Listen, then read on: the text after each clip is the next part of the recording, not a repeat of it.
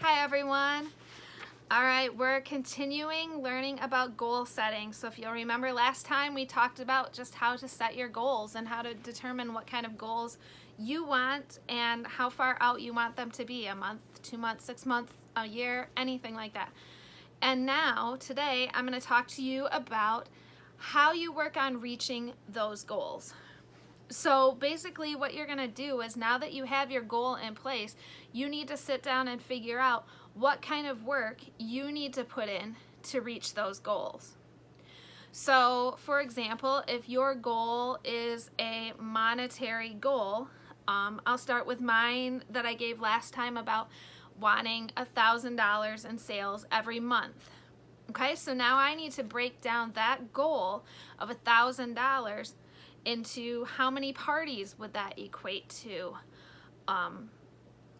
And you can add other individual sales too, but if I know that the average party is about $350, then I can say if I hold at least 3 parties, I have a good shot at getting that.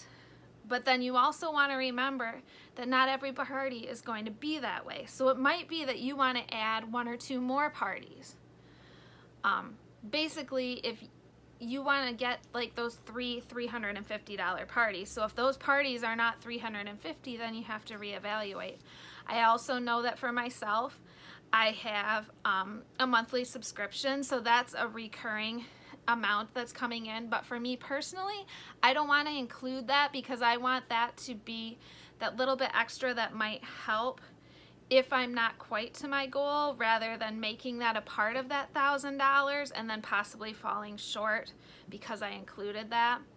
You can do it how you want. That's what I would choose to do, is try and get it from my parties and other sales. But that, like I say, that's how you want to determine how you go about setting or meeting your goals. Sorry, not setting.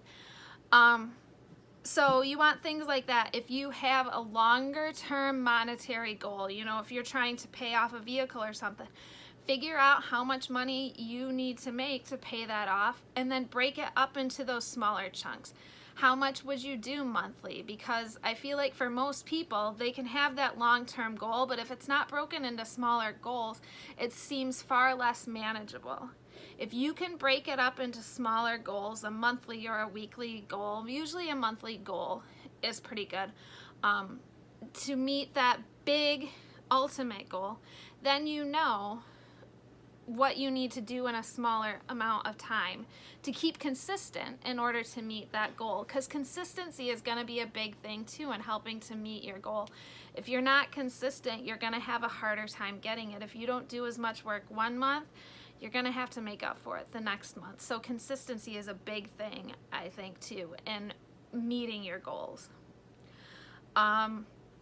If your goals are for a number of parties, as I said last time too, I had a goal each month to have 2 in-home and 1 online party every month. And those are qualifying parties. So for me too, I need to know how much work I need to put in for that. I need to be thinking about how many people do I need to ask about bookings. That's going to be probably every host I'm going to ask to rebook. Anyone who orders from a party, and even some who don't, because even if they didn't order, that doesn't mean that they don't want anything, and they might be a good one to host because maybe they couldn't afford stuff, and you can help them get it cheaper by hosting. So think about that, like who you want to ask. For me, a lot of times I try and ask everybody. I think it's a good thing. You just ask everyone. Work with your hosts too. Who do you think would be good who joined your party? Who should I really make sure I talk to? And those are good people to start with too. But then too, I know that, as I said earlier in the video, not every party is going to qualify. So if I'm looking to have 2 in-home qualified parties and 1 online qualified party, I don't just want to book 3 parties a month. I need to book minimum 2 parties more than that, I figure, because some parties are going to have to be rescheduled. Some parties you're going to hold and they're not going to qualify. So if you want to make that qualified thing, then you need to hold more. you need to book more.